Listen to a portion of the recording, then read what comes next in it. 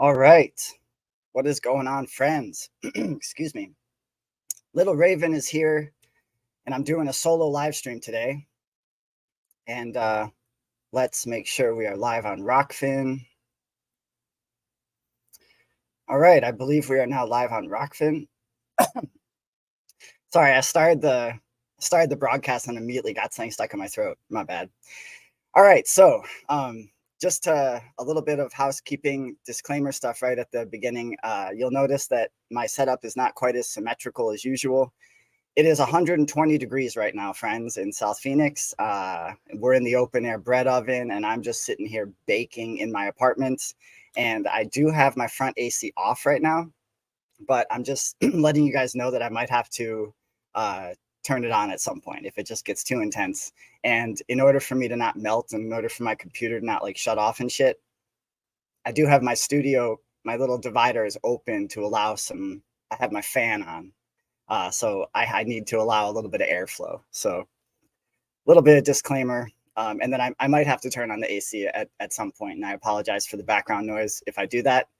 But apparently StreamYard has a new feature which is supposed to reduce the background noise. So we'll see how that works. And welcome. This is the Barbarian Noetics podcast and the Barbarian Yak Fest. And what else are you going to do on a 120-degree afternoon than go live? You know what I'm saying? So here I am hiding out in my little podcaster hovel and ready to get this thing going. So today's topic is a difficult topic, and this is something that I've been researching, and it's been difficult to research. This is, so trigger warning for sure. Like, this is not going to be an easy broadcast, so just prepare yourself for that. And if you're not in the mood for discussing some very dark situations, then this is probably not the broadcast for you. But I wanted to do a deep dive into the 2022 Seoul, South Korea Halloween, what they're calling a crowd crush. It was initially called a Stampede, and then it was changed to be called a crowd crush. Let me just make sure I'm live on. Oh, hey. We have Yak Packer Elizabeth is in the building. What's up? Welcome to the stream. Good to see you.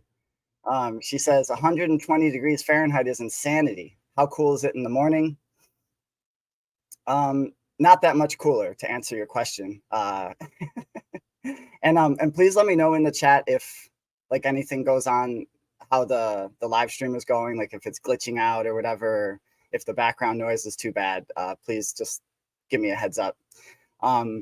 But yeah, so the city retains heat. So it's not like if I was just in the desert wilderness, it would be hot enough. But when you add a bunch of concrete and asphalt to the situation, it absorbs the heat of the sun.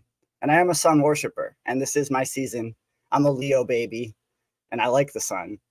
But it creates like a literal bread oven situation where you have like the heat is coming down from the divine orb of light in the sky. And then also it's radiating from all of the city stuff, the concrete and the asphalt and all that. And so to answer your question, Elizabeth, it doesn't really cool off that much, but it is like manageable. And I like to go on late night bike rides in the summer. So around like midnight or 1 a.m. or whatever.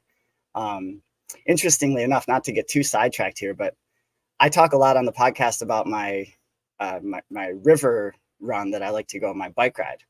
And one of the reasons, well, I love it for a number of reasons, but it's like a wetlands throughout the year. And one of the things I loved about it was that it would actually kind of maintain some degree of coolness throughout the summer, because there was cottonwoods and stuff like that growing up. It's obviously not like a running river, but it does, whenever the rains do come, and the monsoons are going to be coming here pretty shortly. Whenever the rains do come, the river like runs a little bit, and then throughout the year, it's constantly like a wetland situation. So you got like herons and cranes and all. I've seen the ocelot before. There's owls. It's really beautiful. And but a few months ago, I went for my river ride, and it was like it looked like an apocalypse had happened, and something occurred on the river walk where the river run.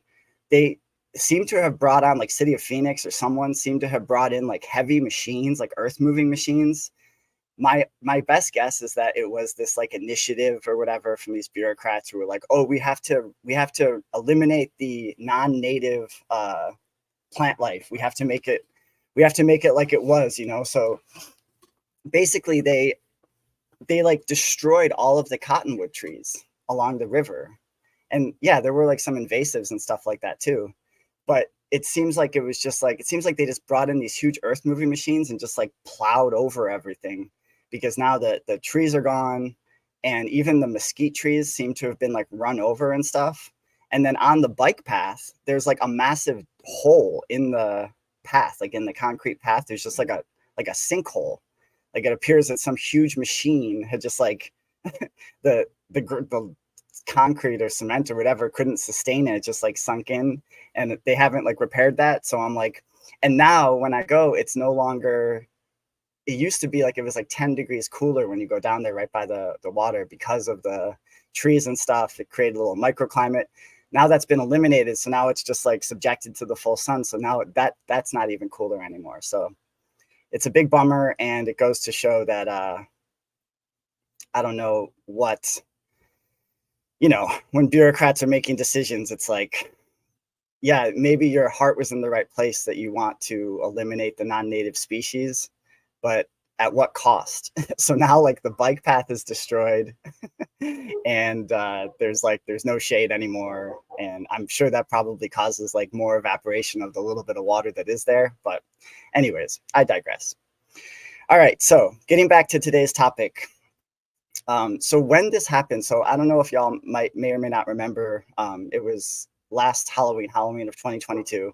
And I am going to just read like a little bit of I'm going to share screen and read a little bit of the Wikipedia article, which obviously Wikipedia is very flawed, but just to give you an idea of like the general overview of the event, and then we'll dive into it.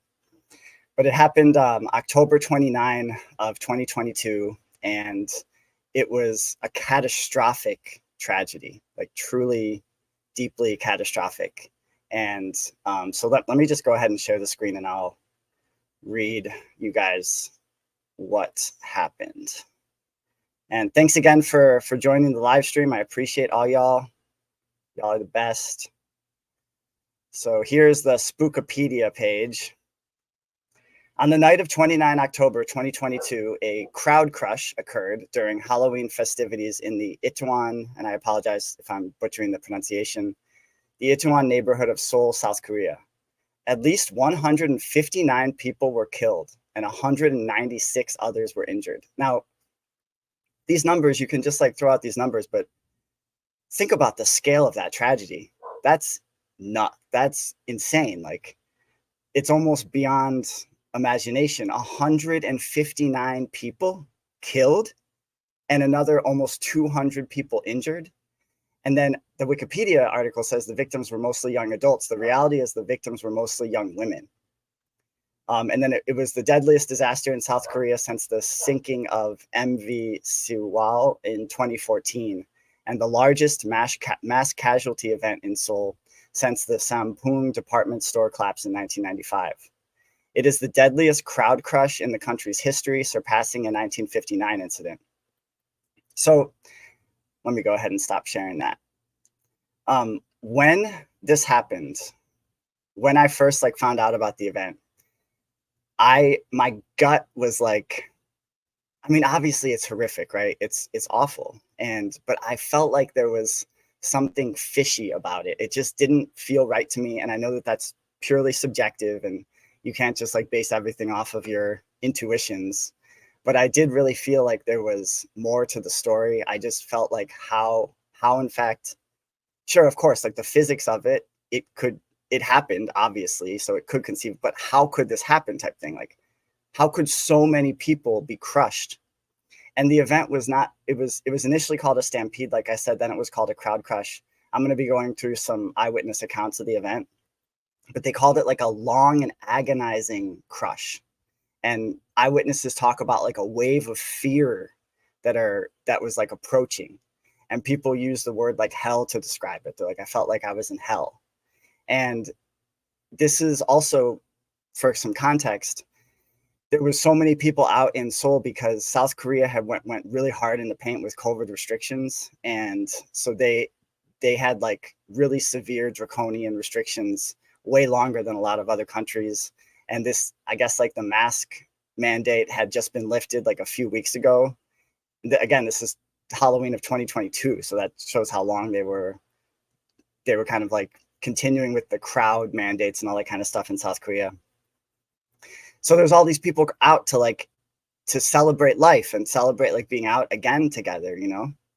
And so, not to bury the lead, but like if you're trying to traumatize a population, could you possibly, you know, if this just happened organically, could it have possibly been like any more deeply traumatizing to the people of South Korea? So I know this is like a very hard topic, and I want to do it as respectfully as possible and just like acknowledge like the scale of the loss and stuff like that, because it was all young people that passed away. And obviously I don't know exactly what happened, but there's just some aspects to this that are very, very sketchy. So, okay. I'm going to go ahead and read a little bit of this article from the Daily Mail now. Let me share this screen. Let me make sure that everything is still okay on the Rockfin. Okay. Looks like everything's still okay on the Rockfin. Supposedly I'm live on YouTube. Who knows? We shall see. All right. Share the screen.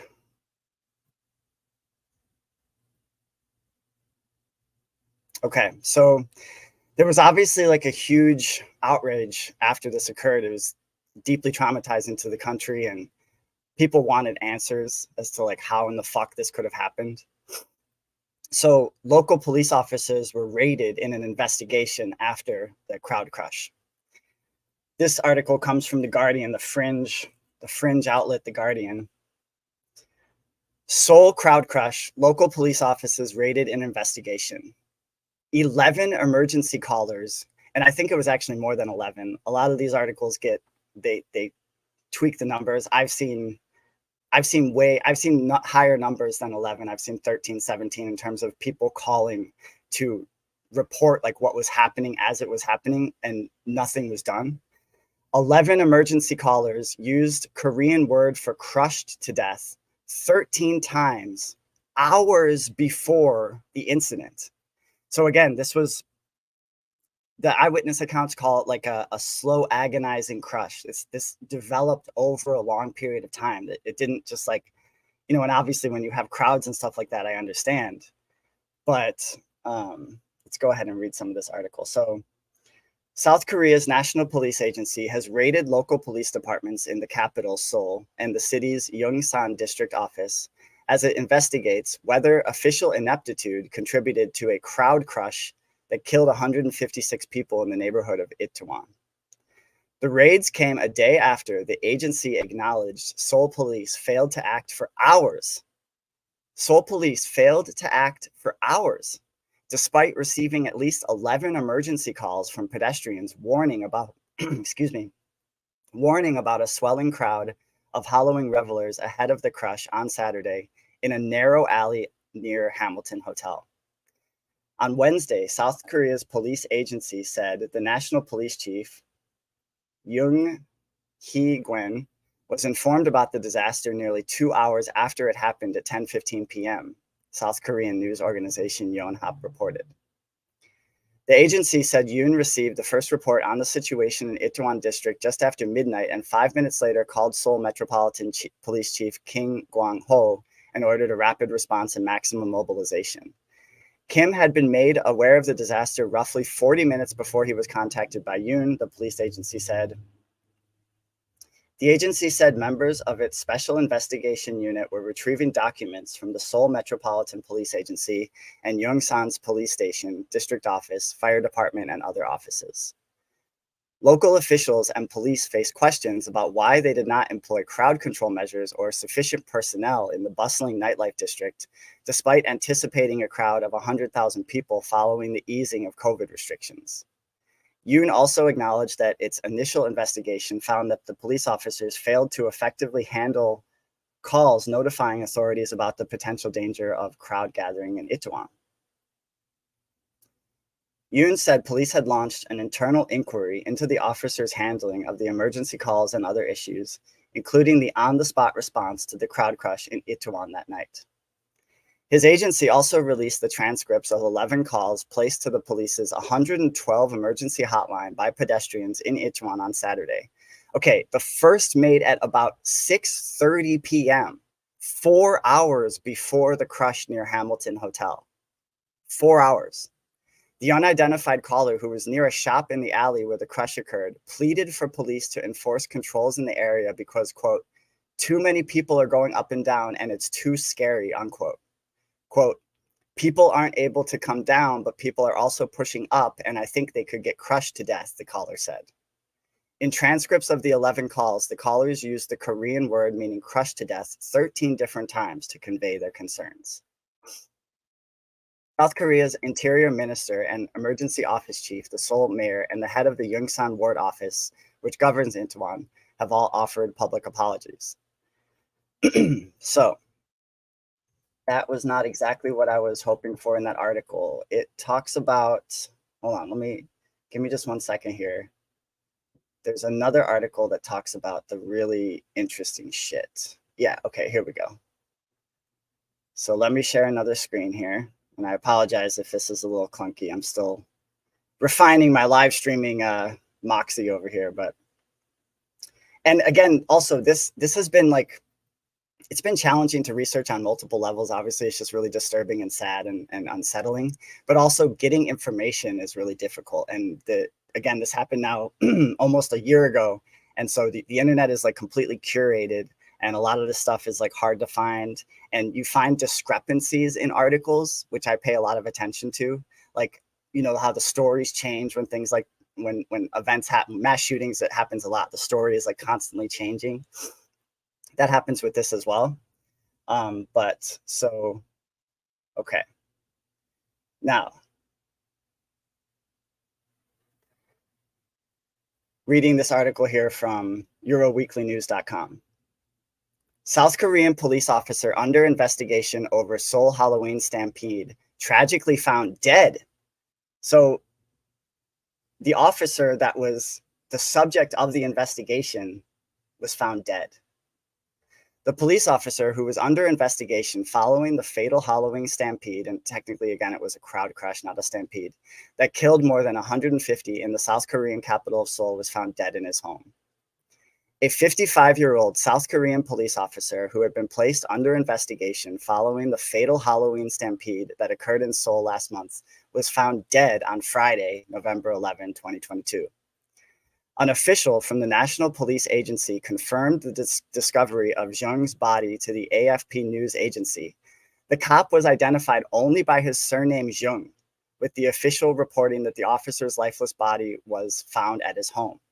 He was the head of the intelligence office in this district. This is the guy who's under investigation, and I'm going to get to why he was under investigation. But this is the intelligence chief of the district where this occurred, is found dead in his home during the investigation while the inquiry is taking place. So massive forest of red flags, as Steve Poikinen says on Slow News Daily, that this gentleman would, why did he take his own life? Certainly possible. But what did this individual know that they did not want to get out? 156 people lost their lives in the tragic crush that took place in the Itaewon neighborhood of the capital city on the evening of October 29. Following the incident, many questions were raised, questioning the response time of the police. Here we go. Jung was an intelligence officer based at the Yongsan police station, which oversees Itaewon, and his office had subsequently been placed under investigation. Among the accusations leveled at his department was one of botching crowd control on the night. Okay, now this is where it gets really fucked and interesting. According to the Yonhap news agency, Jung had been responsible for destroying a vital intelligence report. The document had allegedly warned his office in advance about potential accidents or other situations that might occur during the Halloween festivities, as reported by dailymail.co.uk. Now, this is an example of, I get different reports. It's hard to find information about this intelligence report that this guy destroyed. So they're under investigation. They find that the intelligence chief ordered the destruction of, and there was another agent as well. I won't be able to find all these articles for this live stream because there's just too many to like pull up at once, but I'm utilizing what I recall from my research, because I've researched it for days, and then I've kind of like allowed myself to kind of sit with it a little bit before going live. So I do have like the information is there, I just have to retrieve it. There was another intelligence officer also that was complicit in the destruction of these documents. That intelligence officer is never mentioned at all. You only hear about this one guy referred to only as Officer Jung. They only use his surname. And he had destroyed a vital intelligence report. Now, the document had allegedly warned his office in advance about potential accidents or other situations that might occur during the Halloween festivities. In another article, it says specifically that the intelligence report had warned about a crush that was going to occur. It had like warned about it. Somehow they knew that there was a high likelihood of an incident happening. So the question is, sure, of course, there's, this could just be a very tragic event that unfolded. It could just be that they knew that there was going to be a lot of people converging on this area, and that I'm gonna stop sharing just for a second here. They could have known that there was a lot of people that were going to be in this area, and thus it was just like doing their due diligence that there was this report that something might occur. Specifically, though, a crush might occur.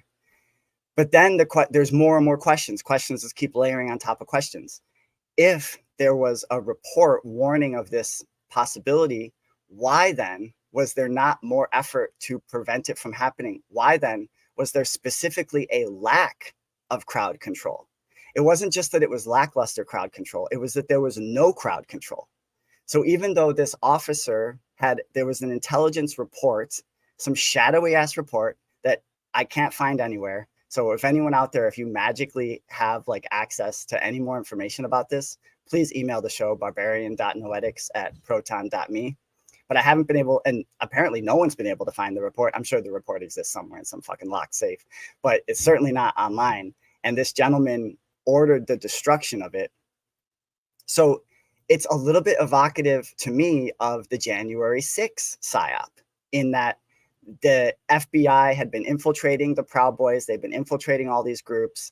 There was Ray Epps, who was just a flagrant Fed, who was on the ground the days leading up to it. And then on the day of, he was constantly telling people, we're going to go into the Capitol. We're going to go into the Capitol. And in the one video of Ray Epps saying, we're going to go into the Capitol, the crowd literally starts chanting, Fed, Fed, Fed, Fed. And Ray Epps is like, oh God, they got me. And so there's all these warnings about this thing occurring. And yet not only is it like, there wasn't even, let's use the January 6th metaphor, for example. It wasn't even just that there was like the normal security around the Capitol. There was a marked lack of security around the Capitol on that day. And the DOD High Command had ordered that the National Guard not be deployed. There were all these efforts to prevent crowd control from happening on January 6th. It strikes me that something similar happened on that fateful night in Seoul, that there was, it wasn't just that it was like there weren't enough cops there, there was like no cops there. And the reactions that happened, there was a few like good South Korean cops, a couple have been highlighted on other articles, that like when the situation started to evolve and unfold, because again, the first calls were coming in at 6:30. The crush happened right around like between 10:30 and 11:30 before midnight, like right around fucking midnight, that it actually occurred. But so there were people that like in the moment, they did the best they could to try to control the crowd. But by that point, it was pretty much completely out of control. There's other stuff though to the story as well. Not to bury the lead, but there's reports of groups of men that were yelling, push, push, push, we're back to Itaewon now and the Halloween crowd crush. The eyewitness accounts is what I am most interested in this story, because those are the things that this is things that people saw with their own eyes and ears, and you can't that's like not you can't like fuck with that. You can't like alter someone's experience of an event. So I pay a lot of attention to the eyewitness accounts, multiple eyewitness accounts, and this was also a subject of the investigation and the anger and rage by the public, because it was not investigated, even though all these people wanted to investigate why there were groups of men specifically yelling push push push when it was obvious that what needed to happen was not any more pushing. And I have read articles that it argues that when crowds become that big and so unruly, that you can't necessarily like blame people for their actions, and you can't necessarily ascribe intent to things.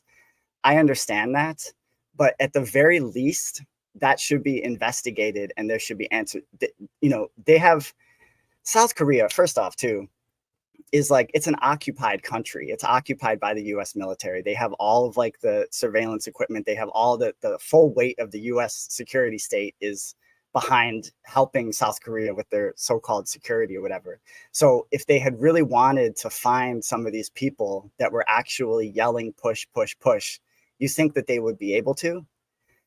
But not only have they not been able to find them, there was like no effort to even investigate who that was. And in addition to people yelling push push, there was also reports of people specifically tripping people and pushing people down to the ground. So, and that's what in the eyewitness accounts, that's what actually like caused that when it started to get really deadly and fatal and horrific. It started like they call it like a domino effect. People started falling down, and then when people started falling down, then they caused other people to fall down, and that's when it got really bad.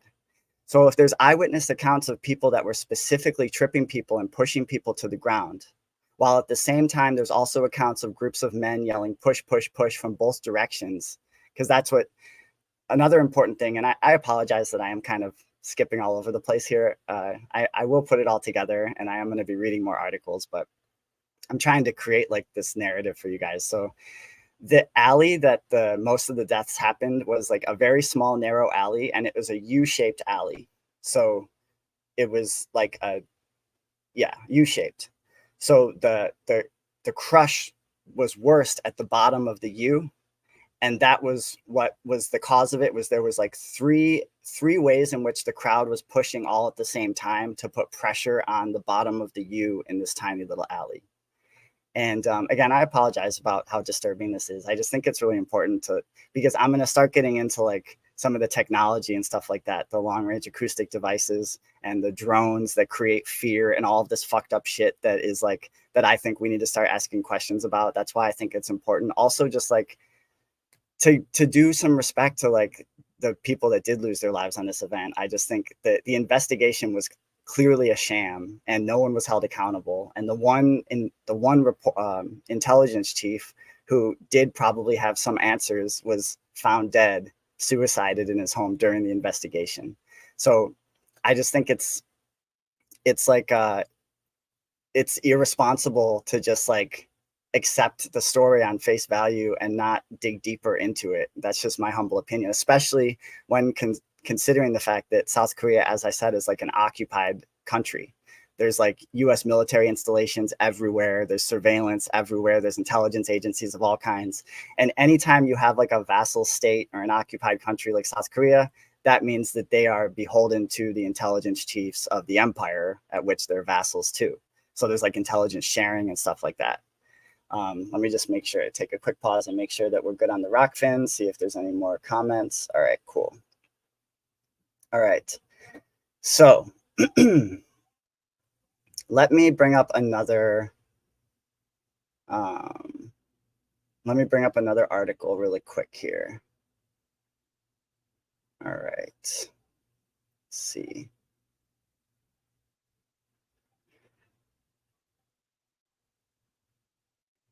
Sorry about I know you're not supposed to let dead air during a broadcast, but you know, I'm learning. I'm going to go ahead and bring up another article here. This is from, and I don't like Vice News. Vice News sucks, but I'm just trying to get, I'm taking as much information from as much sources as possible and kind of seeing it as like a puzzle and then piecing together the puzzle. All right. So they completely failed the fatal mistakes that led to South Korea's Halloween tragedy. Interviews with survivors, witnesses, and a police insider reveal a troubling series of missteps in crowd control and inaction that led to the disaster.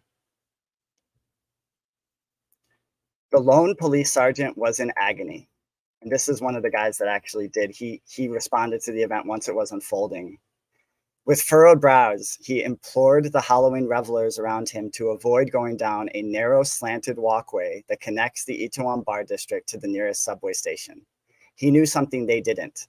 Halfway down that slope, people who fell had formed a dam of bodies, blocking the entire alley and suffocating under the pressure of the crowd. People are dying, please cooperate. Kim was seen crying in a video, instructing people to leave, but it was too late. By next morning on Sunday, Itaewon would be synonymous with the worst crowd disaster in South Korea's history and one of the most haunting in the world. At least 156 people, mostly young women, were crushed to death. See, now here on Vice, they say mostly young women because it was mostly young women that actually died. In other articles, they say, in Spookopedia, they say mostly young people. It was mostly young women were crushed to death.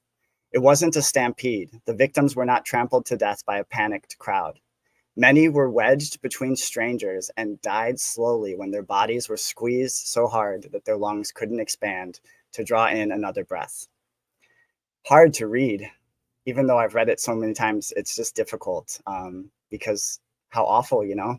So just like, man, I just want to take a moment and just like prayers up to the folks that did lose their lives. And I believe that this life is like a school for our soul. And I believe this is just like one chapter among essentially an infinite amount of chapters. And may these spirits be enlightened and now they're free, you know? So just like, I think it's important just to like take a pause for a second and just acknowledge like the actual human tragedy, you know, all the families that had to receive the calls and stuff like that. And just these people that had their whole lives ahead of them and in the prime of their life who were just trying to live life after all the restrictions were finally lifted. You know what I mean? It's just, I apologize if I'm repeating myself a little bit, but okay. The officer, Kim Baek-gwam, has been hailed as a national hero for trying to prevent the crowd at the top of the slope from adding pressure, unwittingly, onto people stuck below. Minutes before, he had tried unsuccessfully to pull the bodies out of the dam. He knew the only answer was to get everyone on the other end of the street to back off.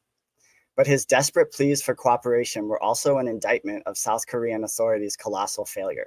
Now, notice they skip right over all of the eyewitness accounts of while this one sergeant is trying to do the right thing, apparently there's groups of men yelling, push, push, push in the very area that people need to, there needs to be like flow. And no mention of the people intentionally tripping people. No mention of the people intentionally pushing people down, of course, because it's Vice. But I just have to keep going back to that because there's no answers. The only way I know about it is because of the eyewitness accounts. The investigation was a sham. The intelligence officers found dead in his home. There's no answers for that as to why there was apparently some bad actors that were exacerbating the event, like making the event worse. His desperate pleas for cooperation were also an indictment of South Korean authorities' colossal failure. They did almost nothing to prepare for the predictable crowd. Now, boom, that's interesting in light of the fact that we know that there was an intelligence report warning of this happening. So why was almost nothing done? And then they order this chief, probably at the behest of some other intelligence agencies, if I was going to guess, orders the destruction of the report that talks about the fact that this was predicted to happen. And again, I have read in other articles that it was specifically, they predicted a crush. So they predicted a crush. They do nothing to prepare for the crush. Then there's groups of men making the crush worse. And then the investigation is squashed. Kim was commended partly because there were too few like him in Itaewon that night. In interviews, survivors have pointed out the alarming lack of police presence in the neighborhood on a night that everyone knew was going to be wild, including the intelligence chief.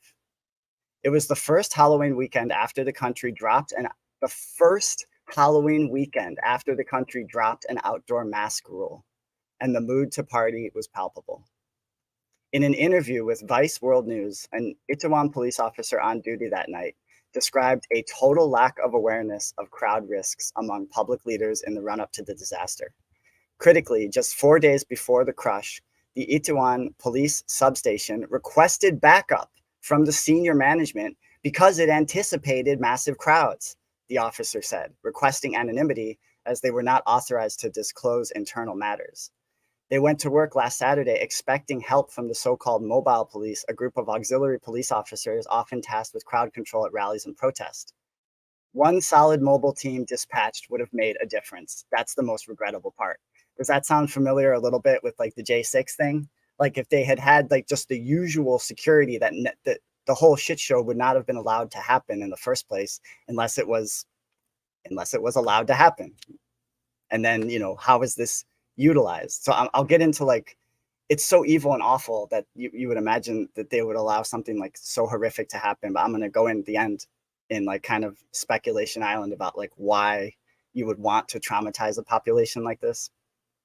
And here's a little Twitter post. When people are constantly pushing, stepping, breathing, and squeezing you, it's literally the most uncomfortable and sufferable thing to ever experience. To be stuck for hours in that state and seeing people fall beside you is absolutely devastating. Even last Halloween, when strict social distancing measures were enforced and crowds were far smaller, mobile police were deployed to the Itaewon Entertainment District, they said. The National Police Agency previously said a special task force was dispatched to the neighborhood on Halloween in the last 2 years just to ensure compliance with pandemic measures.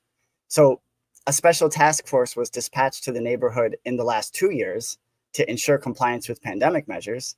But then when it's obvious that it's going to be one of the biggest crowds ever, for some reason, there's no special task force.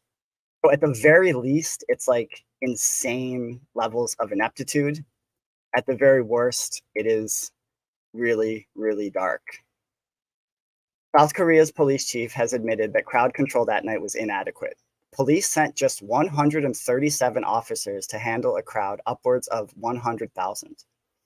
Even Kim, the sergeant, was not supposed to be there. He was answering another call in the neighborhood when he saw the developing crisis. So he was just like being an actual good cop and helping. Hold on, I need to have a sip of my ice drink here. I've got my electrolyte beverage over here, my liquid IV, just trying to ward off the heat exhaustion over here, folks.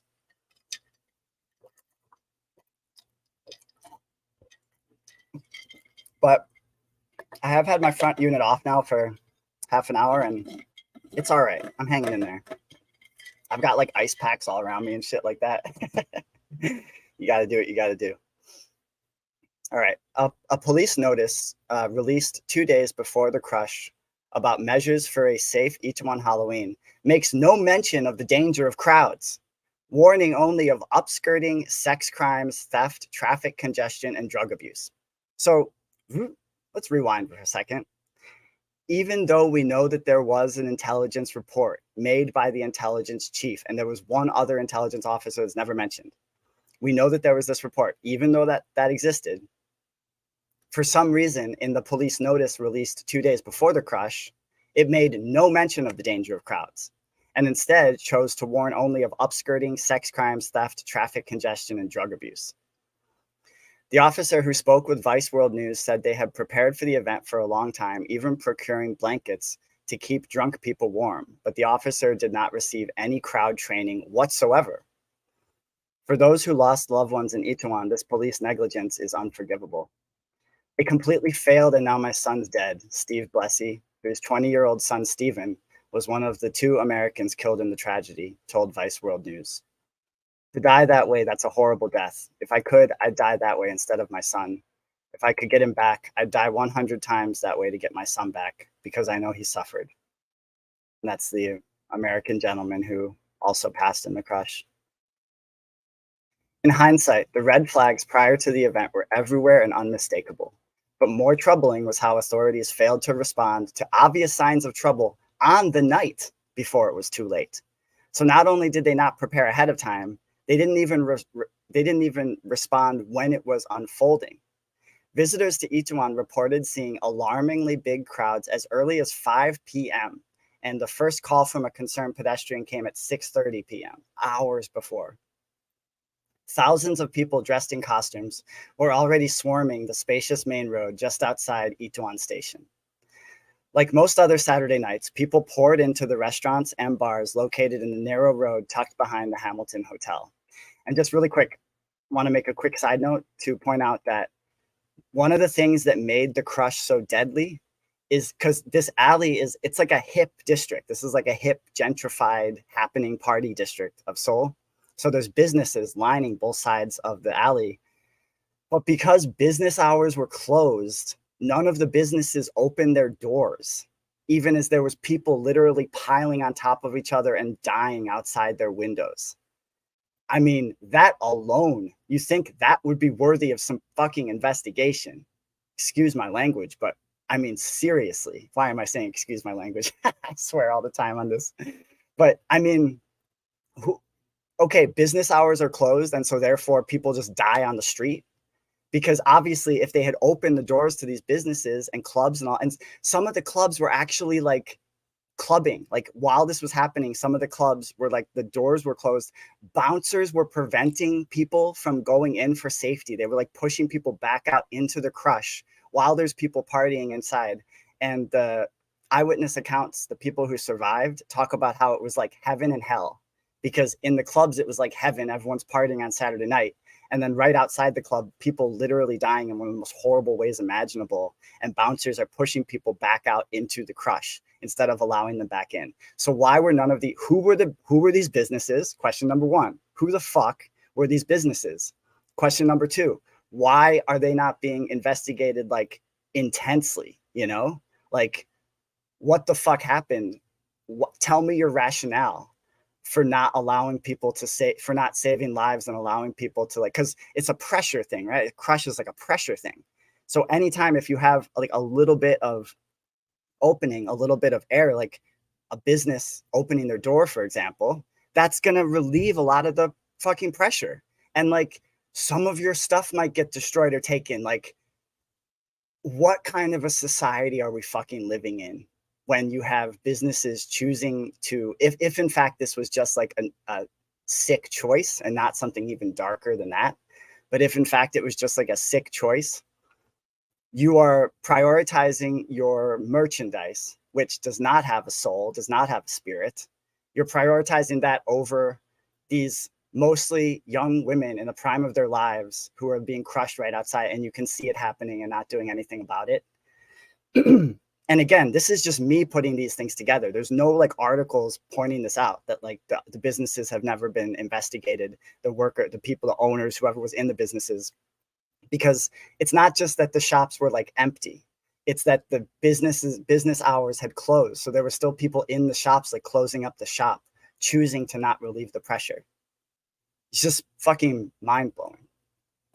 Let me check the Rockfin chat really quick, see how everyone's doing. All right. So Elizabeth asks, what was their motive? Fear and mind control. Thank you for the question. And that actually will lead me into my next segment now, because I want to try to address that. In order to address that, we have to talk about, hold on, let me stop the screen. Actually, wait, let me finish.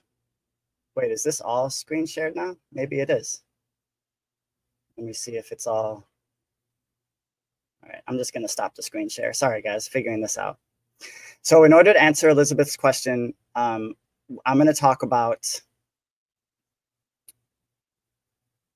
crowd control, weaponry, and technology.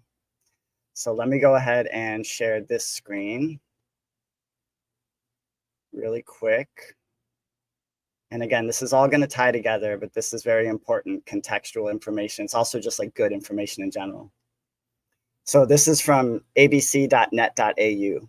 The sound of fear, from long-range protester deterring acoustic devices to military drones. excuse me. Common idioms such as, quote, seeing is believing, give our eyes the central role in our engagement with the world. But there is little doubt that listening plays a critical role in how we navigate and understand our environment.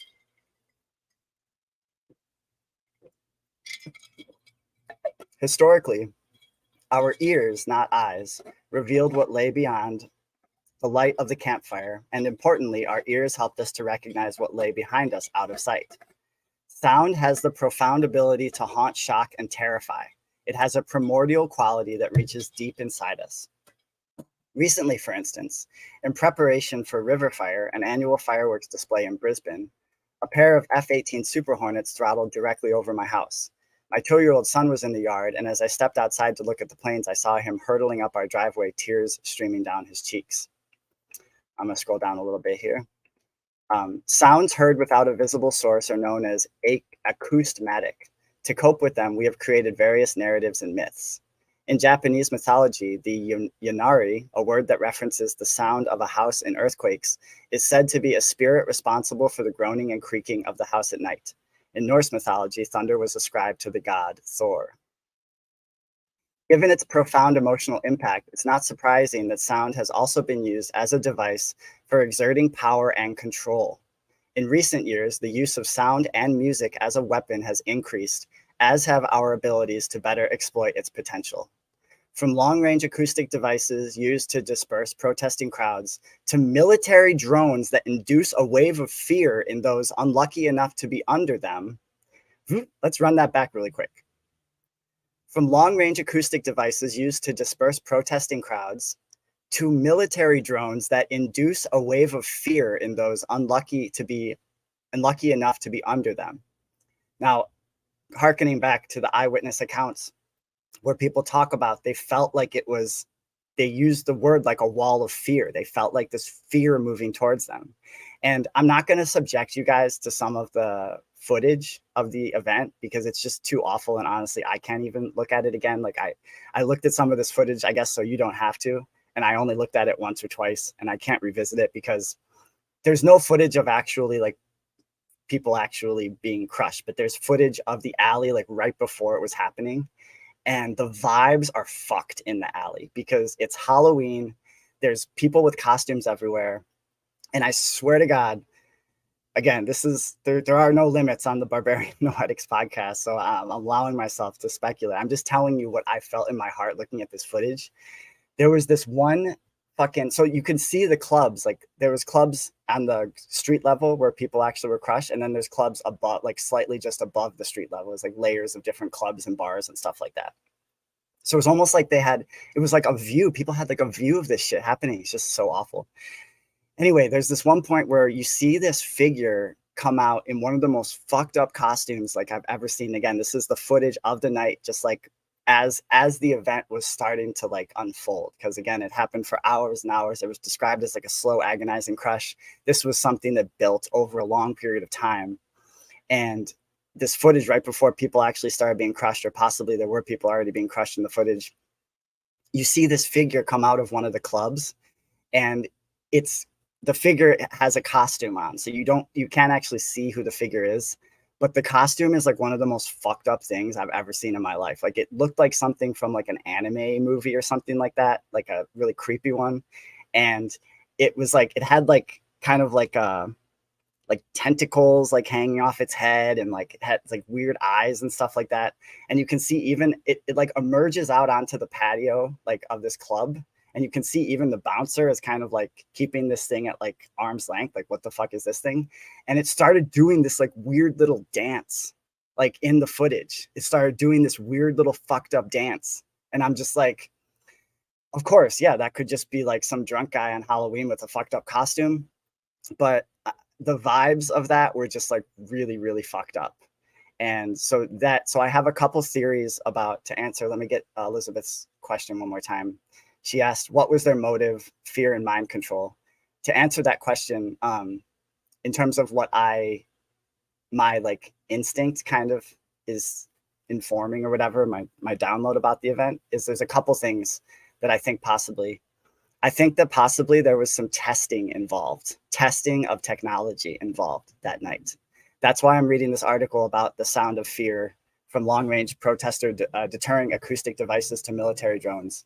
That's why I'm reading this article, because I fear that it was like possibly the reason why there was the report ahead of time that warned of something like this possibly happening is because there was possibly some like crowd control technology that was going to be tested that night, because they knew that the crowd was going to be so huge, and because this is a vassal state of the empire, and because the best way to control a population is to traumatize a population.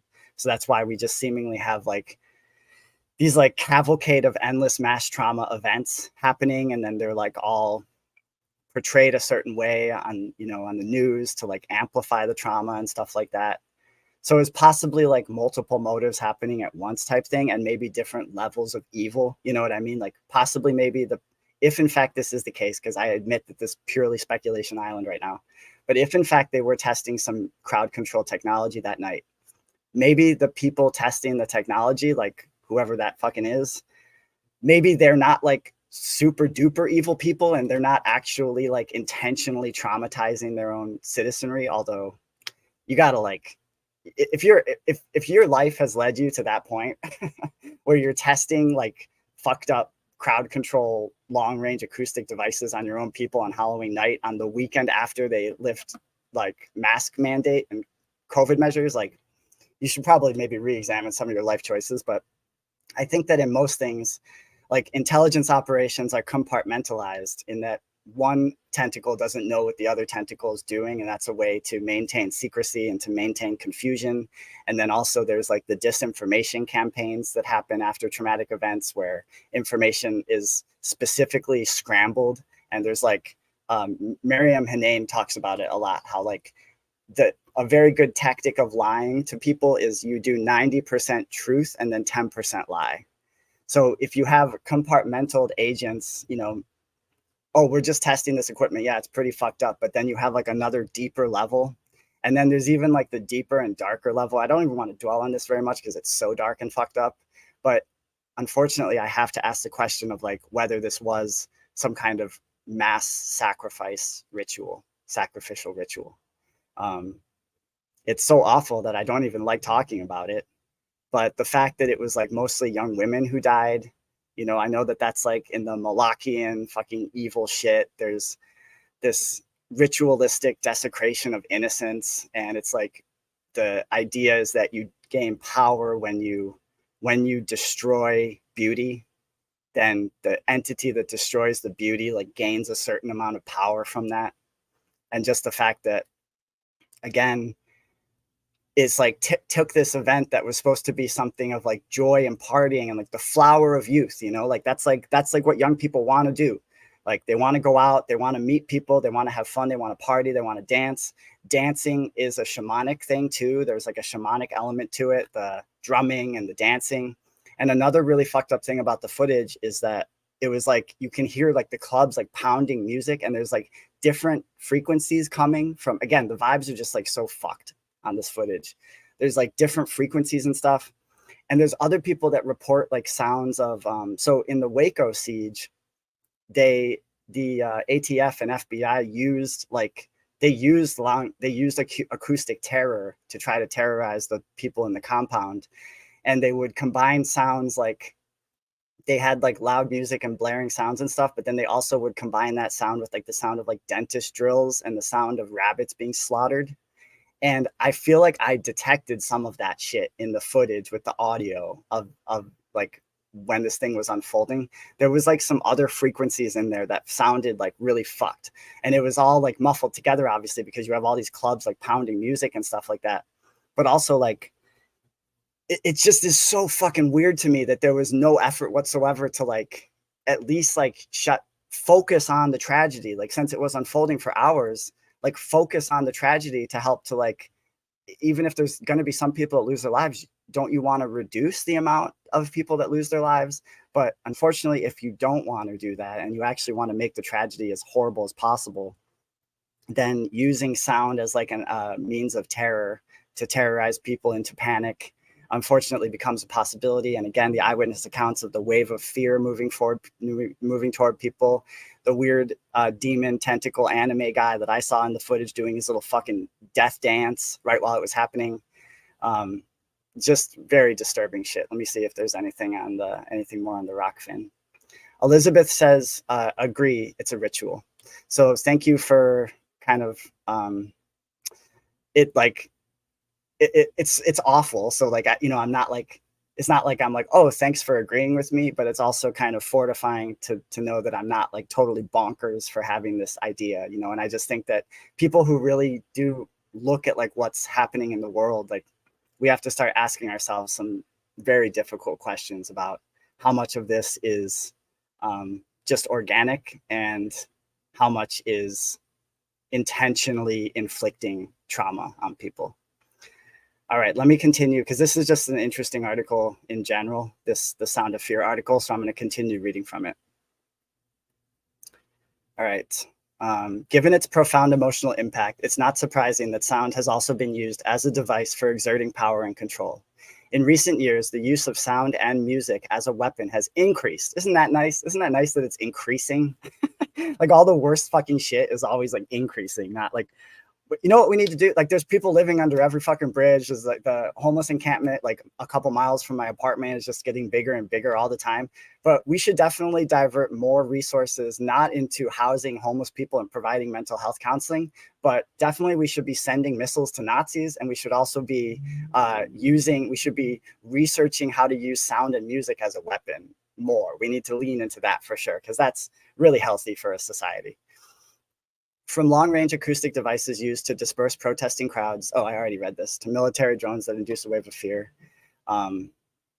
in those unlucky enough to be under them, to songs blasted on rotation at Guantanamo Bay, we are entering an age where sound is being repositioned as a tool of terror. How sound affects us. Sorry, I have to take a break real quick and take a sip here. Doing a solo live stream, I have a lot of respect for people that can just do it for hours on end, because it takes a lot of energy when like you can't like pass the torch to someone else. It's just like, if you stop talking, it's silence. So you better keep talking. All right. Sonic effect in psychological terms is created through aesthetic qualities, the timbre of the sound and how we receive it through our mesh of social and cultural understandings. Excuse me, just 1 second. Sorry, I just have to take one more sip of water here.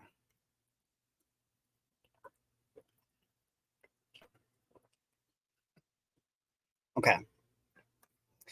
The volume, duration, and actual material content of a sound all play a part in how it affects us.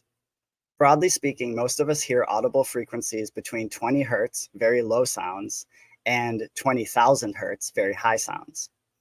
However, in certain circumstances, sound that exists above and below our hearing range also can be experienced. When considering the physiological impact of sound, the two critical aspects are frequency and volume. The sound we feel in our bodies is usually a low frequency sound, and infrasound is of such low frequency it cannot be heard with human ears. Yet it still causes an unconscious physiological anxiety. Again, the wave of fear moving towards everyone. It's this dual recognition of the ears and the body, the psychological and the physiological, that's vital to the use of sound as a weapon. And then it talks about the Battle of Jericho. I'm gonna skip that.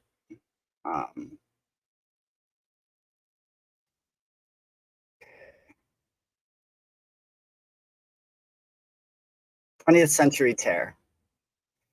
One of the most iconic representations of sound as a means of creating fear was developed during the Second World War. Germany's Stuka Ju 87, a dive bomber fitted with a 70-centimeter siren dubbed the Jericho trumpet, was a sophisticated terror device. Skip ahead a little bit because I want to get into like the stuff, the cutting edge stuff. During the Vietnam conflict, meanwhile, US troops played a soundtrack known as Ghost Tape Number 10 against the soldiers of the National Liberation Front. That sounds nice.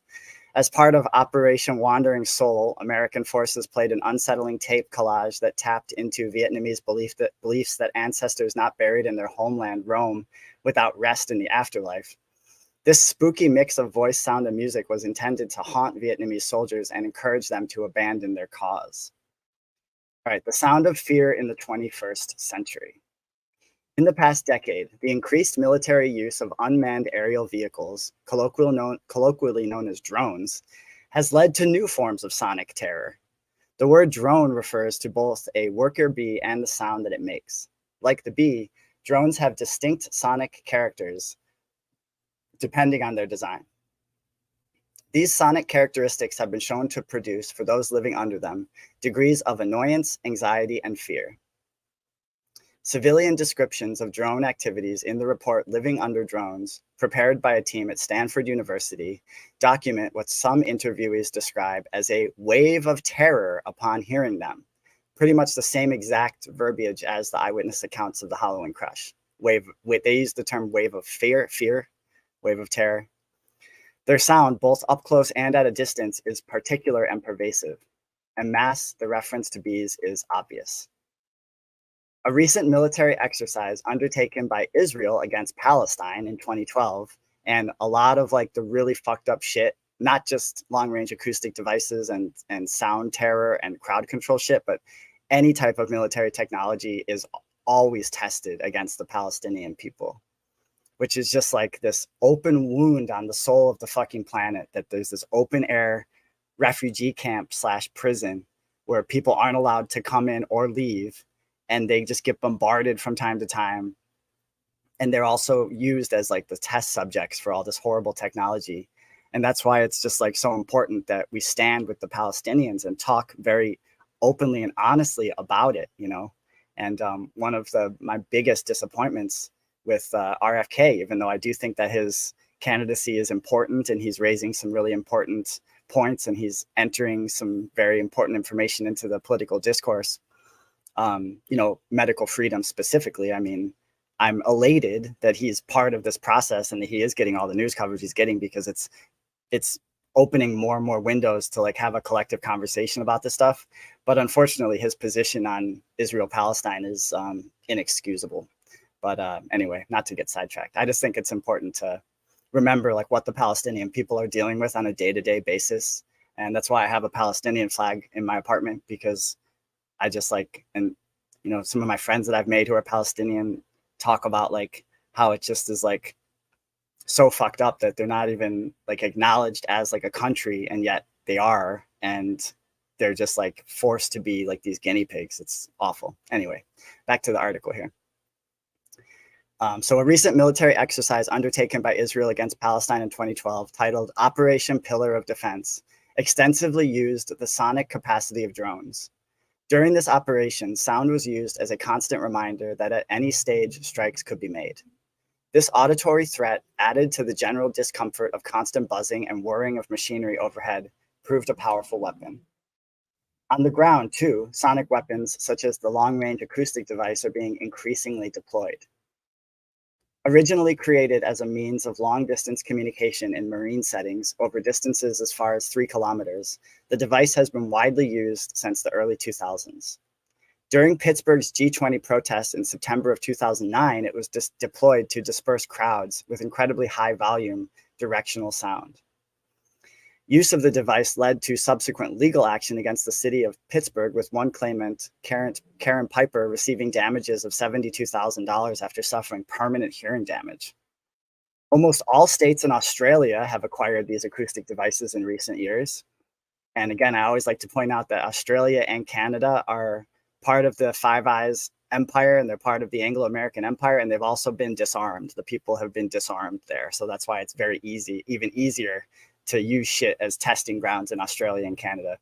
So of course, almost all states in Australia have acquired these acoustic devices in recent years, though their usage is primarily for communication during siege and disaster situations, not crowd control. Still, the law and enforcement implications of these devices and the emergent field of acoustic jurisprudence are sure to become of greater interest. The terror jukebox. Recorded music, too, is an increasingly powerful weapon used to break prisoners during interrogation. The formula for music as a form of terror is equal parts volume, aesthetics, and repetition.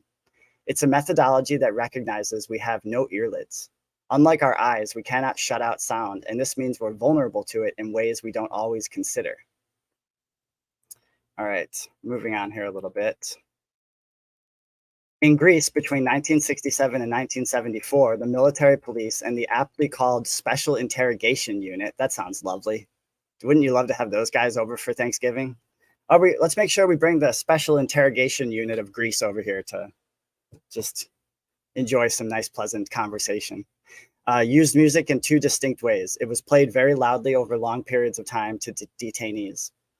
And prisoners were pressured to undertake periods of forced singing with renditions of the song over and over again. That is really fucking twisted. Similarly, in Northern Ireland in the early 1970s, a so-called music room was used to break hooded detainees placed in internment. Extremely loud white noise was blasted at them. Outside the music room, a device called the curdler was also used to torture prisoners. It emitted a loud sound at a frequency range specifically sensitive to humans. In 1989, meanwhile, the US government launched Operation Nifty Package. Its aim was the extraction of the opera-loving Panamanian dictator Manuel Noriega, who had sought asylum in the papal nunciature of Panama City. After a lengthy playlist of loud rock and heavy metal, including Styx and Black Sabbath, was blasted at the building in which he sheltered, Noriega was ejected from the diplomatic quarter. One of the most extraordinary sonic duels occurred in 1993. Oh, here, it's going to talk about what happened in Waco. Occurred in 1993 when the Branch Davidians and officers, Bureau of Alcohol, Tobacco, Firearms, and Explosives faced off during the infamous siege of Waco. The government agencies assaulted the Davidian compound with repeated plays of Nancy Sinatra's "These Boots Are Made for Walking," droning Tibetan mantras, recordings of rabbits being slaughtered, and Christmas carols. They also used the sound of dentist drills as well. It's not mentioned in this article, but I know that for a fact. Still, this encounter was primitive when compared to contemporary methods of music torture. Sound systems used during Waco, for example, were largely directionless, and agents working for the government needed earplugs to block the effects of their own soundtrack. In the past decade, the use of music as torture has been cemented in facilities such as Guantanamo Bay and other undisclosed detention camps. So if you wonder, like, why haven't they closed Guantanamo Bay yet? Because remember, Obama was all about, I'm going to close Guantanamo Bay first day. And then he never did, obviously, because he never was going to, obviously. I'm not saying he was, but one of the reasons why they're keeping it open is because they're using it as a fucking training ground to like test this shit out. So they need subjects to test on. So that's nice. A branch of the United States military, Psychological Operations, it's literally a branch called Psychological Operations, is renowned for its ability to influence behavior and assist in the psychological, quote, breaking of detainees through the use of sound. The choice of music used as part of these interrogations at Guantanamo was widely disparate. Death metal band Deicide's infamous song Fuck Your God was often used, as well as aggressive hip hop. So too were the songs of Britney Spears, Hit Me Baby One More Time was played often, and perhaps most surprisingly, I Love You from Barney and Friends. This is how sadistic this shit starts to get. It starts to get really fucking sadistic. Like, you can use the word evil to describe it because you're now... The writer of the Barney and Friends song, Bob Singleton, was shocked at its use. How, he wondered, could a song designed to make little children feel safe and loved drive adults to emotional breaking point? And I will say that the Barney show in general has been known to drive many adults to emotional breaking point on its own. So, you know, in fairness, but I think that was unintentional. But Barney's some weird shit for sure. Big purple dinosaur wandering around. What the fuck are we doing? His disgust at the use of his music in this context wasn't uncommon. Indeed, artists such as Massive Attack, Nine Inch Nails, Rage Against the Machine, and others teamed up with the NGO Reprieve to create the Zero DB Coalition against the use of music-related torture. Tom Morello, then guitarist with Rage Against the Machine, spoke of inmates being blasted with music for 22 hours at volumes just below that to shatter the eardrums. The Canadian electro-industrial band Skinny Puppy took things one step further. In 2014, it invoiced the US DoD $666,000 for the unauthorized use of its music at Guantanamo Bay. That's pretty funny. There's little doubt music will continue to play a role in the struggles around terror. Indeed, the potential of sound as a weapon is sadly still in its infancy. So, all right, I'm going to go ahead and stop sharing really quick. And so I read all that just to say that that is a possibility that they had planned a testing of some cutting edge, fear inducing crowd control, probably multiple crowd control. If in fact this theory occurred, there's probably multiple different devices being tested at once. And, you know, some that I can't even imagine because they're so fucked up and obviously not going to get covered anywhere. But you have the eyewitnesses talking about the wave of fear moving towards them. And you have, it's just a fact that military technology is specifically developing drones to induce fear. And a lot of the time it's frequencies that are non-detectable to the human ear. So like that article I read was kind of like rudimentary shit. That's like sound fear 101. Like they're in master's graduate level now with this shit. And they need ways to test it. And so what better way than you know for a fact that you're going to have a excited, unruly crowd. You're going to have packed alleys. And then you have this one horrific U-shaped alley.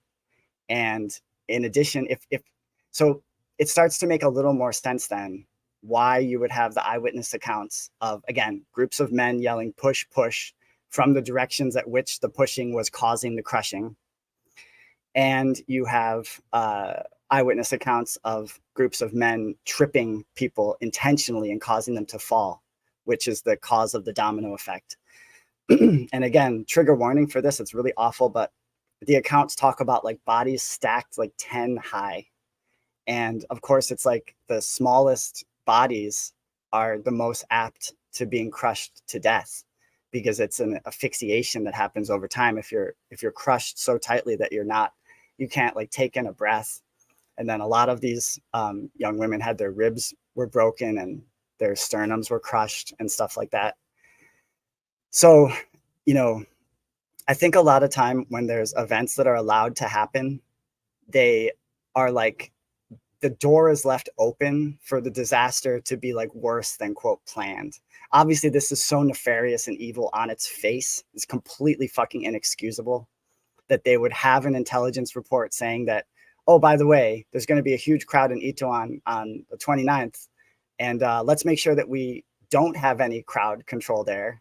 And just to let you guys know, there's probably going to be a stampede or some sort of crushing event. That's like the intelligence fucking report. Because they knew, and again, this was probably like, most likely it was at the behest of their masters in Washington, honestly, because again, South Korea is an occupied vassal state. So I think a lot of times when events are allowed to happen, they're like allowed to be worse than even planned. Like, I don't necessarily think that the woman who lost her life on January 6th, that was like planned, that anyone was actually going to be shot like that. But again, that's what happens when you create situations that are specifically designed to create trauma, to create like a trauma cycle. So now, like, imagine for those young people that were actually present on that night, like their whole life has been impacted. You know, obviously the people that lost their lives and that were like seriously injured, but even anyone who was even there, because like now they're like, oh, I just thought I would finally be able to get out and enjoy my life now that these restrictions are over. But then they're going to voluntarily like withdraw, and a scared populace is easier to control for the next time they need to create like a trauma cycle or a wave of fear or something. Another really fucked up part of the story is that, so again, the pedestrian calls warning of the crush started at 6:30, and it wasn't until like 10:30 to 11:30 that the crush actually developed to the point at which people started losing their lives. The whole time the clubs are like pounding music. So it's like this like party is happening while this is all taking place for hours as the slow agonizing crush occurs. You had the businesses that were in the shop that business hours were closed, so they weren't opening their doors to release some of the pressure. You have reports of the bouncers pushing people back out into the crush. And you have the reports of the groups of men yelling, push, push, and intentionally tripping people. So, yeah. And then the fucking icing on the cake is the intelligence officer that ordered the destruction of the intelligence report that warned of this, then shows up dead during the investigation of apparent suicide. So we'll never know. And the other officer, like I said, who has just been mentioned in a couple different articles, we don't even know who that guy fucking is. He probably has like a condo in Silver Spring, Maryland now or some shit. So another really fucked up thing, and I'm starting to run out of steam here, everyone, so I don't know how much longer I have, but another fucked up thing was there was all these instances of cardiac arrest happening as the event like unfolded. So not only were people being crushed to death, but there was all these instances of cardiac arrest. And there's this one eyewitness account of this celebrity who says, she's like, I thought maybe they had sprayed something or released some kind of gas. That's what the celebrity said, because she had managed to escape. And then she was at one of the balconies overlooking this hellscape. And so many people started collapsing from cardiac arrest in addition to the crushes. And if you look at the map, like the collapses were happening not just in that one alley. So the people were crushed in that one alley, but around the Hamilton Hotel, there's also people collapsing from cardiac arrest. So that also is extremely suspect. If there is some new technology being tested, who knows whether it's sub frequencies undetectable to the human ear that are designed to induce panic, or possibly these crowd control devices that like heat up people's bodies. They like heat up our ions in our bodies to make it so that we can't stay in that place and we have to disperse. People are collapsing of cardiac arrest. So many people collapsing of cardiac arrest that they were just having random people do CPR on all these bodies on the street. So these eyewitnesses are saying like, it was the most fucked up thing ever, because you literally were like going to party and then you'd be like pulled over by like this is like around, I think, closer to midnight. So this is after like the event has really reached like its climax, and so now there are like first responders there and stuff. But there were so many people collapsed of cardiac arrest that there weren't enough first responders, and they were just calling people in, anyone passing by, to perform CPR on these people collapsed on the street. Again, all young people collapsed on the street. And there was reports of like people doing CPR on like dead people for like hours after still. It's just like, what the fuck? Like, I understand that something like that is so chaotic that it's like, I'm not trying to be armchair quarterback in terms of how the first responders dealt with this unspeakable horror. But like, why are there reports of people doing CPR on corpses like hours after the body has died? It just is like some evil fucking shit. And of course, another thing to consider is that Halloween is a time when traditionally, the veil between the worlds is thinnest. So it's Samhain in the Wiccan calendar, Samhain. And it's a sacred, the 31st, or All Hallows Eve. It's actually like sacred because it's a time when you can communicate with ancestors more easily, because the veil between this life and the afterlife is thinnest. So, and then you have people like dressed up in all these costumes, and it's just like the degree of like hellishness of the event cannot possibly be overstated. And again, people collapsing, so many people collapsing that there's just random people performing CPR on the street. And so that's it. And that's that, everyone. Let me see if there's any more comments on the Rockfin. No. And let me see if there was one other article that I wanted to. Okay. Yeah. There's a couple other articles that I want to just mention where it talks about the emergency calls before, and it talks about the people that were yelling, push, push. And I also want to, some of this stuff I just had to, I couldn't bring it up because it was behind a paywall. So what I did is I would like bring it up on archive, and then quickly bring it up, and then before the paywall would kick in, I would quickly copy the article and then paste it into my Gmail. So some of this stuff is just stuff that I pasted into my Gmail. but this is from an article. One attendee said the crush started when a group of young men pushed others until people started falling. So one attendee said the crush started when a group of young men pushed others until people started falling. Some survivors claimed that because business hours were over, nearby establishments had also blocked people from entering to escape the crush. And then it talks about the first call. Okay, this is interesting. U.S. Army military police units of United States Forces Korea, who were conducting a routine patrol in the area with officers from the National Police Agency, which is also the agency, it's an intelligence agency or connected with an intelligence agency that was investigated after this. They assisted with first aid and maintaining order. So they were there on the ground for this thing. And okay. So this is another eyewitness account. We're starting, Halloween disaster was not a stampede, but a slow and agonizing crush, says man whose friend died. We're starting to see a number of tributes to those who died in South Korea on Saturday, including a number of foreign citizens. At the moment, it is understand, blah, blah, death count stands around 159. Nathan Taverniti from Sydney in Australia posted a harrowing video to social media discussing his experience at Itaewon in Seoul. His friend was killed in the crush, who was 12 days away from her 24th birthday. Mr. Taverniti said, "I was there when she said she couldn't breathe. We were yelling, 'You have to go back, you have to turn around,' but nobody was listening." He described the situation not as a stampede, but as a slow and agonizing crush. 2 of his other friends were also injured in the incident. I watched, this is his eyewitness account. I watched as people filmed and sang and laughed while my friends were dying, along with many other people, he said. You know how many people were going to that event. Why were you not prepared? Mr. Taverniti said, quote, random people were providing CPR on the ground, and it took 30 minutes for the first police to arrive to his location. So he's saying that there's also people filming and singing and laughing, like while this is all going down.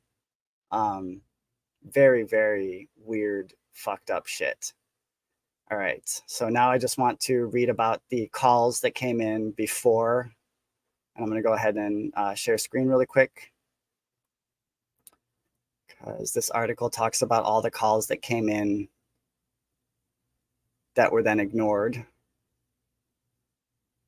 People will get crushed to death here. Seoul crowds emergency calls reveal fears of impending disaster. Panicked members of public warned of fatal stampede impact Itaewon district hours before it took place. South Korean police have published transcripts of emergency calls made in the hours and minutes before the Halloween crowd. I like how they say hours and minutes. Most importantly, hours, because why were the calls coming at 6:30 and nothing happening?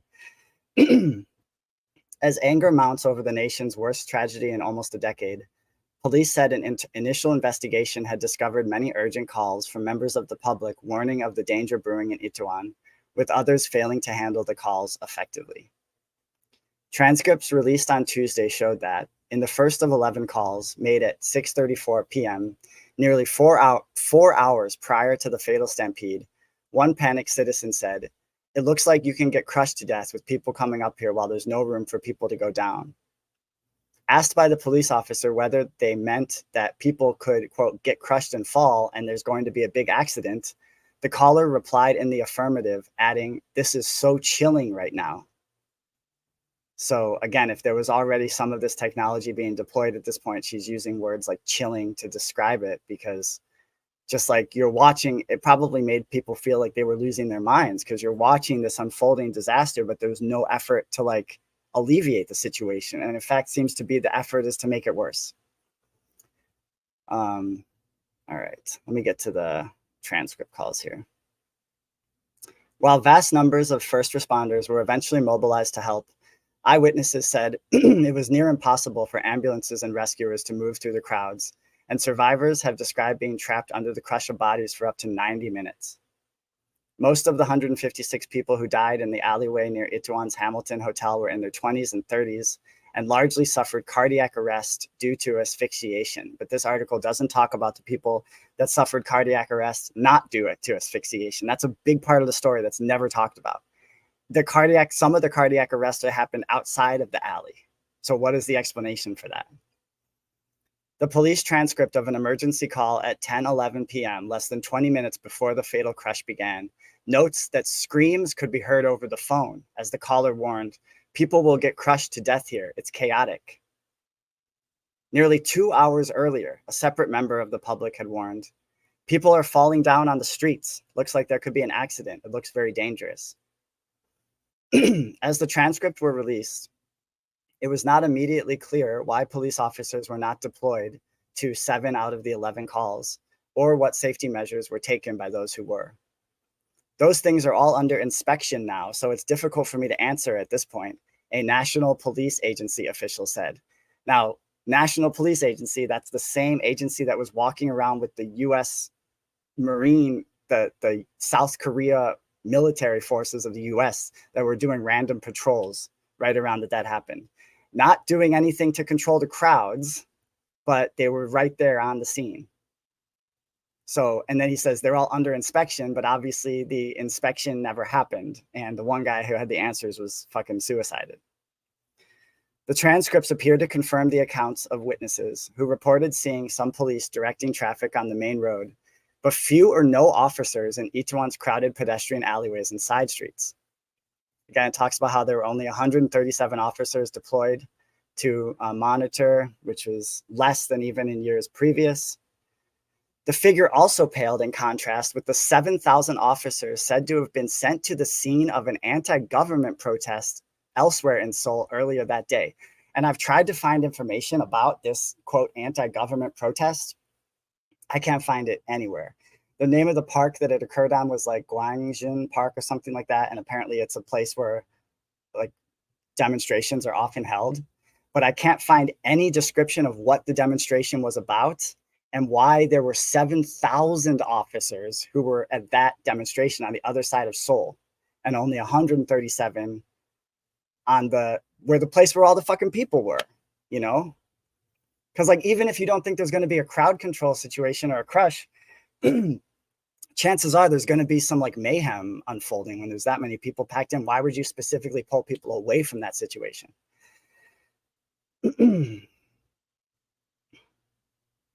All right. And then this is all, the article just kind of is bullshit from then because it talks about Mr. Yoon, the police commissioner, said on Tuesday that investigators will speedily and rigorously conduct intensive inspections and investigation on all aspects without exception to explain the truth of this accident. But of course, the intelligence report that warned of it got destroyed. So that's not very helpful. And then it talks about Nathan Tavernidi, the Australian who I mentioned earlier, whose friend was killed in the crush, blamed the disaster on government mismanagement and an inadequate police presence. He said he had not sensed the danger until people nearby tried and failed to help women who had fallen get back on their feet, by which time he had lost his 3 friends in the huge crowd. He recalled trying to grab what he thought were his friends' hands among the bodies starting to pile up, but being forced to let go after being crushed himself by the enormous weight of falling people shouting in vain at nearby bars to open their doors to ease the crowds. So there you go. So you get these little hints of things.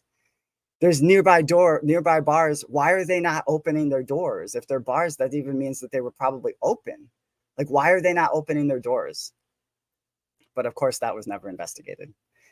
Several police officers arrived after around half an hour as bystanders helped pull those injured from the massive bodies, with more officers eventually appearing later, he said.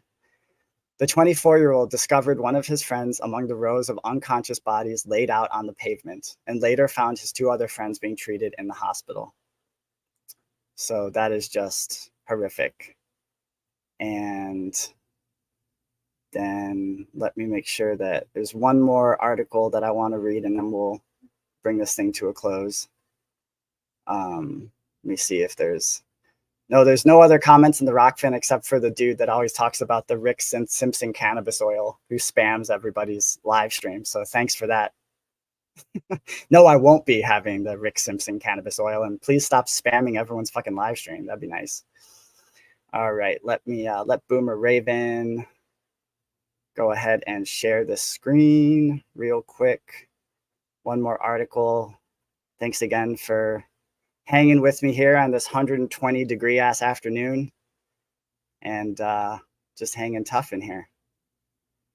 All right.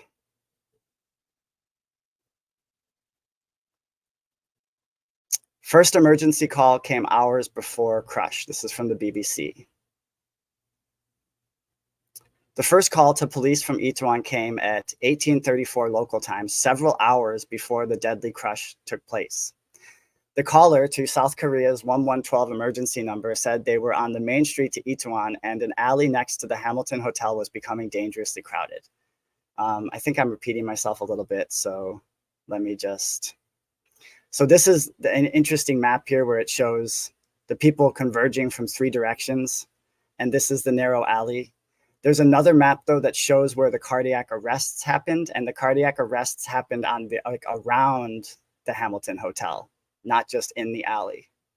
So that's just a mystery that we'll never know why there's just people collapsing from cardiac arrest all over the damn place. Mounting evidence, experts and a series of official apologies point to glaring failures. Local officials and police were simply not prepared for the crowds that had gathered and struggled to manage them once they were there. By some estimates, hundreds of thousands of people had descended. All right. Jung An-suk lives 2 blocks behind the main street in Itaewon, about 300 meters from where the crush happened. She tried to go out between 2100 and 2200 local time, but said the crowd in her street was so dense she could not move. Frightened, she retreated to her home.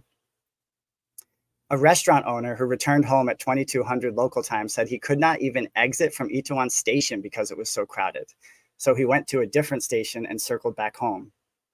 Oh, shoot, I just messed up. Sorry, guys. Okay. Another woman, a money changer who was selling flowers for people to lay down at the makeshift shrine to the victims, said she saw few police officers. Attempts to organize the crowd were being made earlier in the evening by local volunteers, she said, but not the police. She also said, this is an interesting little tidbit. She also said that the local business association had requested help from the police last week in dealing with the crowds at the weekend, but did not get it. So they even had local business associations being like, hey, we're going to need help this weekend, but not getting it. We now know that there were 2 meetings held by the local council, Yeongsan-gu. The first was with the local police, the local subway station chief, and the Association of Local Businesses on 26 October. There was a second meeting the following day, just among council staff members, to discuss how to handle the Halloween festivities at the weekend. So everyone's discussing how to handle the festivities except the authorities who actually could handle the festivities, which are instead just releasing intelligence reports, warning that some shit's going to go down, and then destroying those reports after. Not suspect at all. According to the Yeongsan district website, they discussed COVID quarantine measures, inspection of food vendors, safety at big venues and subway stations, rubbish collection, and illegal parking. So discussing everything except for crowd control. There is no evidence that anyone raised or discussed possible crowd control problems earlier in either meeting. Local businesses told the BBC there had been a global village festival earlier in October showcasing Itaewon's cosmopolitan character. That was organized by the council, and there was a prepared crowd control plan for that. So even as the blame game among officials continues, the fact remains that no one stopped hundreds of people, mostly in their teens or 20s, from converging in the sloped alley that night. And again, not only did no one stop them, but there were people pushing them into it. Once that happened, experts say what came next was nearly impossible to prevent. The narrowness trapped them, and the slope meant that when some fell, it triggered a domino effect on others. Excuse me. People were also moving in several directions at once, jostling and trying to escape the crush. People, again, now I'm repeating, but this is important. Police are investigating claims. They didn't investigate it, but they were talking about investigating claims that some members of the crowd triggered the crush by yelling out, push, push. So again, there's all this talk that that's when it actually started, and it was actually triggered by the groups of men yelling, push, push. And then it talks about how any more than 5 people per square meter is considered potentially dangerous, and there were at least 10 people per square meter in that alley.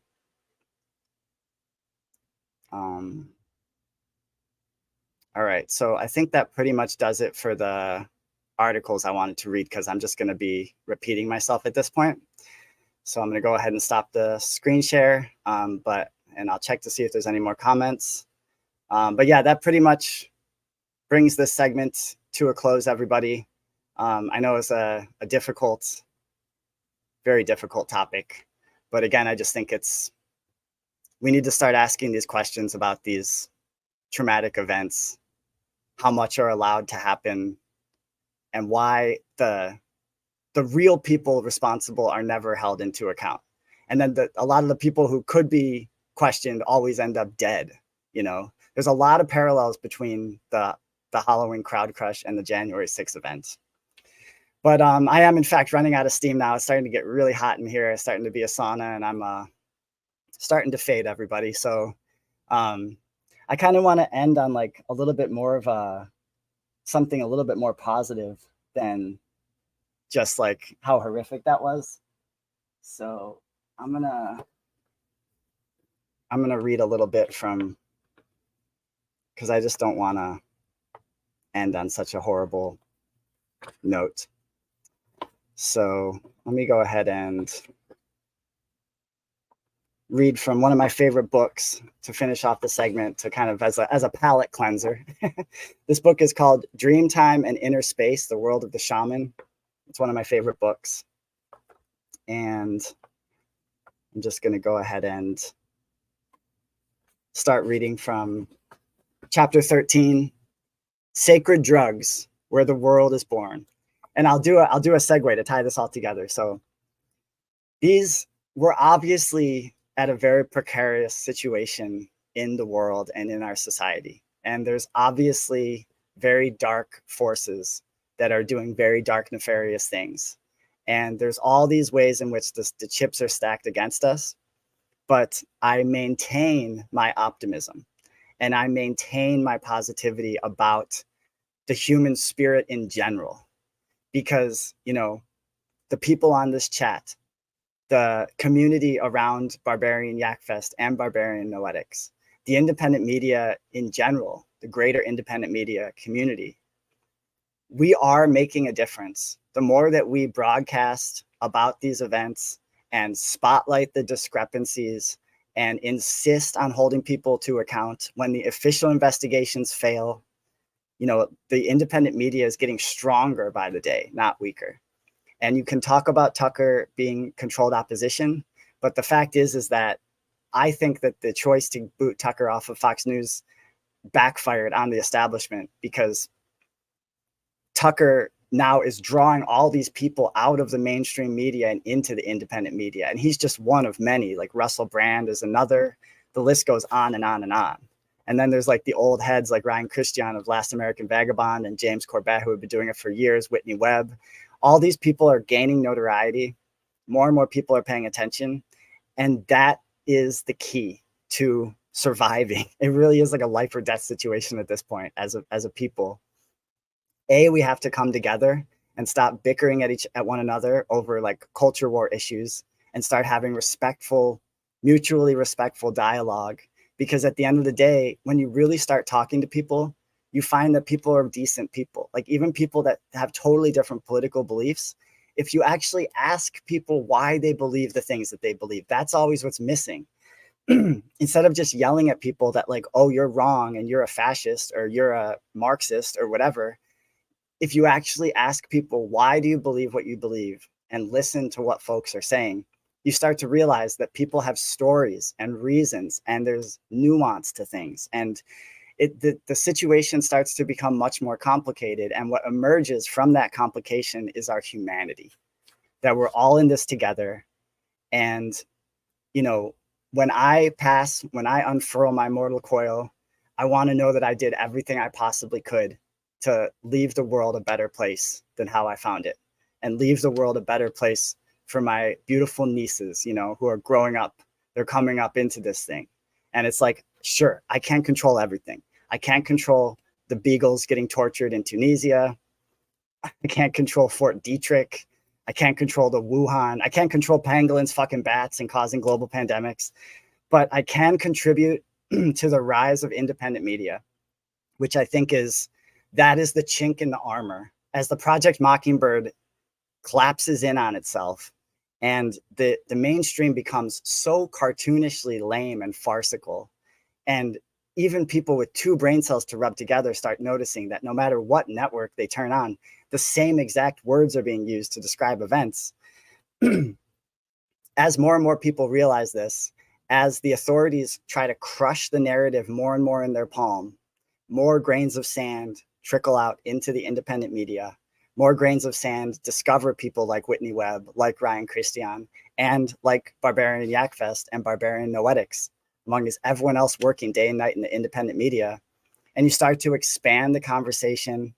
You start to raise the education level in terms of like what's really going on as a society. And that is what does give me hope. So tying it in now to this chapter I'm going to read about sacred drugs is more and more. So I love psychedelic experiences, and I've learned a lot, and I continue to learn a lot from psychedelic experiences. And I love talking about psychedelic experiences, comparing notes with other people.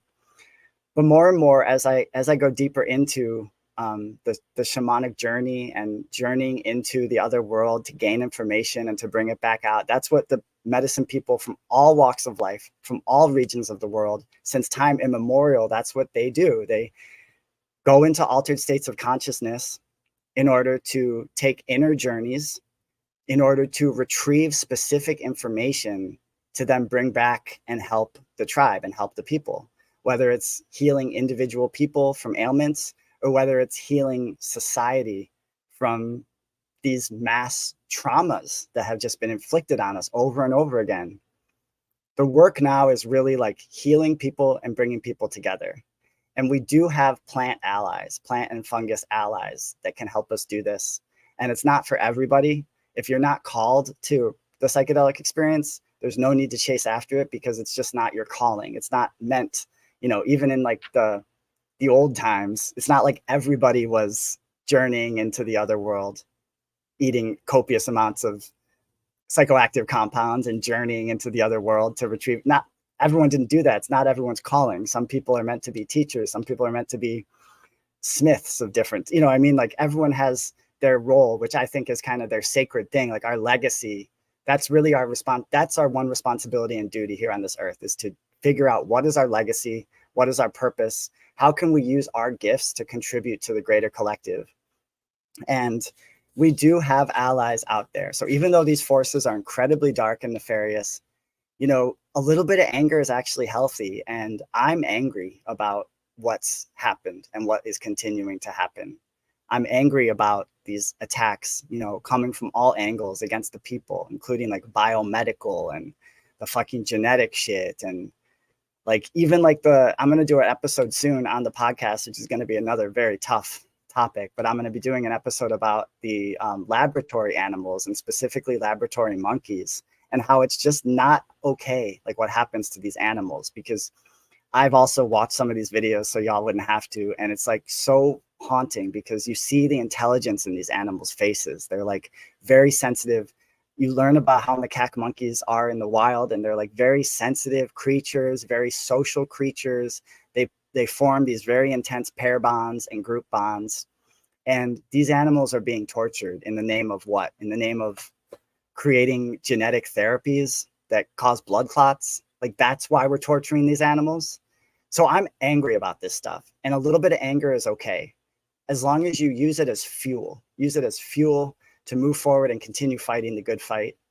And so for me, that's to continue to communicate with the plant medicine teachers and the fungal kingdom teachers, and continue to learn, glean information. And that I will always be bringing that back to the people through this magical medium, the rabbit holes of space and time that is podcasting and the independent media in general.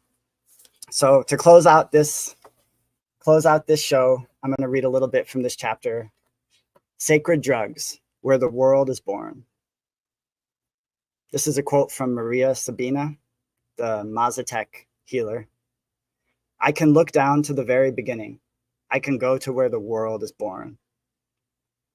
With me, as with every other person of whom I have heard, the keynote of the experience is the tremendously exciting sense of an intense metaphysical illumination. Truth lies open to the view in depth beneath depth of almost blinding evidence. The mind sees all the logical relations of being with an apparent subtlety and instantaneity. I got that word right on the first try. Yes. To which its normal consciousness offers no parallel. Only as sobriety returns, the feeling of insight fades. Now, I don't think the feeling of insight has to fade. I'll point that out. I don't think it has to fade. And in fact, I think a lot of times the real work of the psychedelic psychoactive experience is after the fact. After you've gone to the other world and you've communicated with the angelic helpers, you've seen the machine elves, you've had the downloads of information. The real work really starts when sobriety returns and you go back into the world. And then, like for me, I have to serve empire babies at the coffee shop, and I have to keep my shit together and maintain this sense of like, you know, my purpose and my destiny. That's when the real work happens. So little side note there. And one is left staring vacantly at a few disjointed words and phrases as one stares at a cadaverous looking snow peak from which the sunset glow has just fled, or at the black cinder left by an extinguished brand. Now that's kind of like it's kind of a Debbie Downer way to look at it. I personally feel like when I come down from a psychedelic experience, there's like a sense of buoyancy. And like, it's not like it's the only one you're ever going to have. Like you can go back to that psychedelic state, but it's kind of fun. It's like a game. Like, how can I integrate this knowledge? How can I maintain my awareness? How can I use the information? So in these unmistakable words, William James, the famous psychologist and researcher into consciousness, describes an experience he had when he took laughing gas or nitrous oxide. The normal waking consciousness James considers to be so sobering is described as false or a lie by the Latin American Jivaro, according to whom the birth of the real world can be experienced only during intoxication with psychedelic substances. Now, obviously, I think you don't need to take psychoactive substances. You can also get really deep places with breathing techniques specifically and meditation for sure. So again, if you're not called to the psychedelic experience, this isn't like the type of thing you have to do this to realize this. Lots of rivers, they all flow to the sea. All the tributaries, they all flow to the sea. Some of them are real windy and circuitous, but they are guaranteed. Every river is guaranteed to end at the sea. So however, as long as you have that intention, you know, there's lots of different avenues to achieve insights. For that reason, the Jivaro even gave a foretaste of this reality to their children a few days after their birth, but also when they have been disobedient. So can you imagine? Oh, you don't want to take your nap? Here's little mushrooms. Now talk to me in 3 hours. Tell me if you want to take a nap or not. By this, they want to show them another world that is more embracing than the one on which they base their normal everyday behavior, and at the same time demonstrate to them that their knowledge is puny compared to that of the grown-ups. You don't know everything. For the same reason, they feed ayahuasca to their hunting dogs, because contact with the supernatural sharpens the hunting instinct. That's fucking badass. All right. Mankind has made use of hallucinogenic plants from the earliest of times. The comprehensive herbal knowledge of many traditional peoples, as well as their knowledge concerning the correct application of herbs, has never ceased to astonish people living in a modern Western culture. How did these, quote, primitives acquire their knowledge? We hear that it was by accident, by trial and error. Traditional ethnology, as a matter of principle, rejects the possibility that a shaman in a state of altered consciousness can receive intuitive knowledge or have a vision concerning a plant with powerful healing properties and where to find it. But no matter how, healing plants were discovered.